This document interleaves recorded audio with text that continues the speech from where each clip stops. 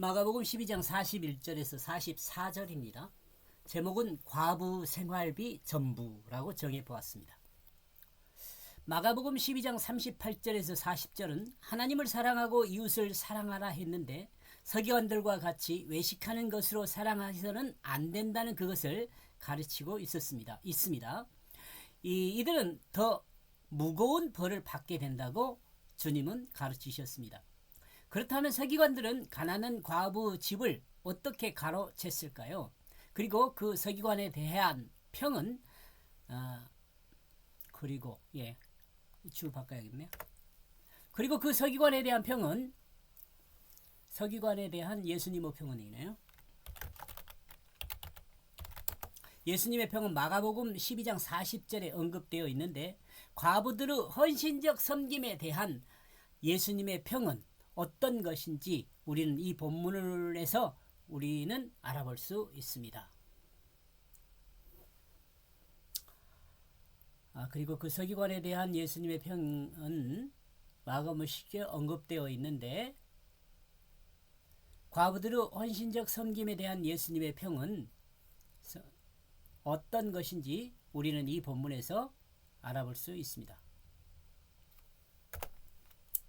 마가복음 12장 41절입니다.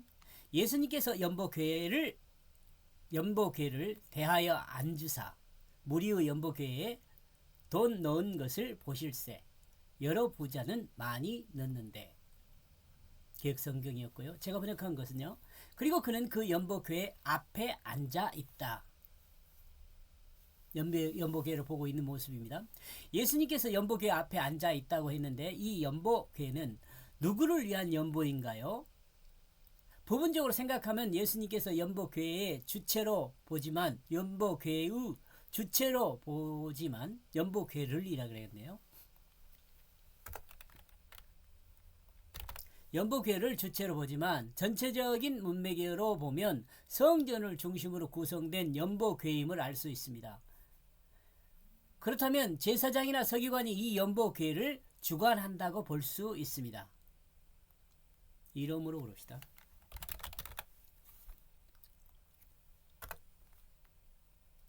이와 같은 문맥으로 이해할 때 예수님은 제사장과 서기관들 또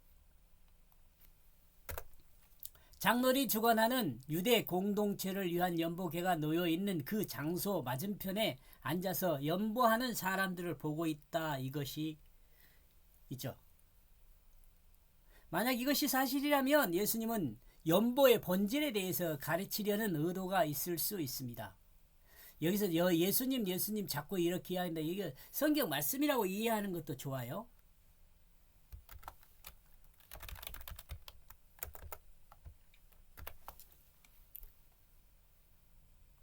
그 무리가 그 연보궤 안으로 돈을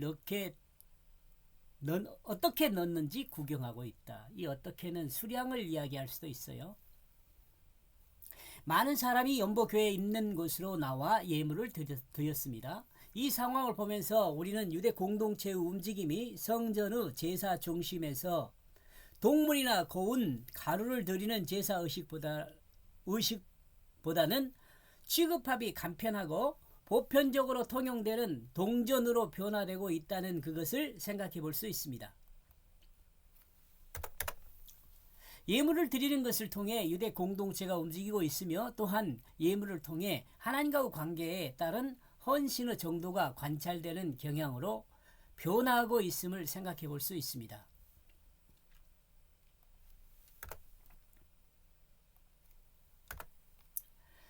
예수님은 연보궤에 돈을 어떻게 넣는가를 보셨습니다. 미리 준비하여 연보하는 자들도 있었을 것이고 또한 즉흥적으로 호주머니에서 돈을 꺼내 연보궤에 넣는 사람들도 있었을 것입니다. 그리고 자신의 소유 전부를 드리는 사람도 있었습니다.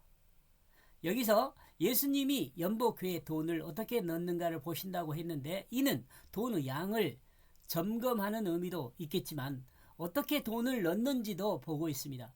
그리고 이 어떻게는 돈에 대한 준비와 정성을 보는 것으로 연보하는 자의 헌신을 보는 것이라 할 수 있습니다.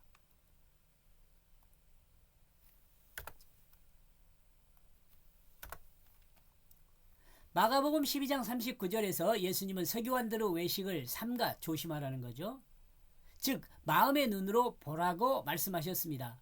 예수님은 마가복음 12장 38절에서 40에 세상을 바라보는 시각에 대해 말씀하셨습니다. 그리고 이제 친히 세상을 보는 시각을 보여주고 있습니다. 즉 돈을 많이 넣는 부자에 대해서 그 물질의 고전에 관심을 고저 높고 낮은요 에 관심을 두지 않고 사람이 어떤 상태에 들였는지를 바라보라는 것입니다. 어떻게 들였는가를 바라보라는 것입니다.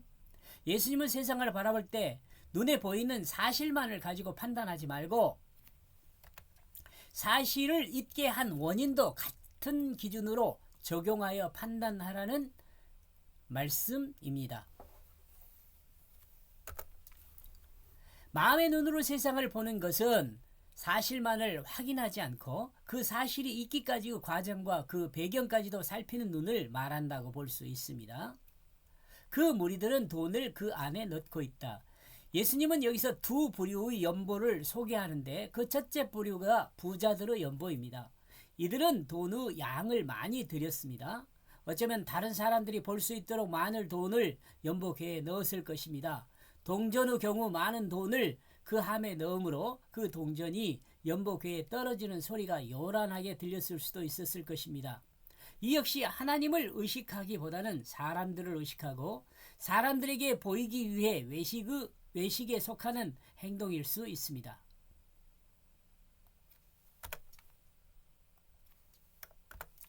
그리고 이 부자들은 물질적인 풍요 속에서 그냥 얼마를 기부하는 형식이었을 것입니다. 즉 이들에게는 준비와 정성을 통한 헌신보다는 자신의 것으로 부담 없이 드릴 수 있는 그 한도 정해진 그 규격 얼마에서 얼마까지 그 한도요 내에서 드렸을 것으로 볼 수 있습니다. 그렇다면 이때 당시 부자들은 어떤 사람들이었을까요? 이때의 부자들은 성전 근방의 지주들과 디아스포라의 상인들일 가능성이 큽니다. 그리고 이스라엘의 역사를 기록한 사람요. 역사가 요세푸스로 로마 역사가들은 예루살렘 성전의 엄청난 부를 이야기합니다.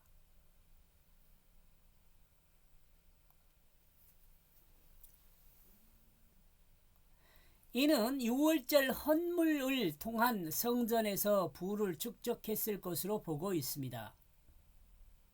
특히 성전에서 돈을 바꾸는 것과 동물을 사고 팔 수 있었던 것으로 보아 이들이 부를 축적하는 방법은 다양했을 것으로 보입니다. 이같이 성전에서 행하던 것들이 이제는 회당을 중심으로 움직이게 되는데 그 중심에는 서기관들이 있습니다. 예수님께서 성전 안에서 가르치는 마가복음 12장 35절에서 시작하여 44절이 끝이 난다고 볼 수 있습니다. 마가복음 13장 1절 그러므로 이 가르침은 성전 안에서 가르치는 것이라 봅니다. 그렇지만 성전 안에서 일어난 내용만을 가르치는 것이 아니라 회당에서 일어난 일에 대해서 또 성전에서 일어나는 것에 대해서 사람과 사람의 관계 속에 일어나는 것 등 다양한 내용을 제자들에게 가르치고 있다고 볼 수 있습니다. 이렇게 해서 41절 제가 번역한 내용은요. 그는 연보궤 앞에 앉아 있었다. 그 무리가 그 연보궤 안으로 돈을 어떻게 넣는지 구경하고 있다. 그 무리들은 돈을 그 안에 넣고 있다. 예수님은 연보궤 앞에 앉아 돈을 어떻게 넣는지 구경하고 있습니다. 여기까지 보겠습니다. 고맙습니다.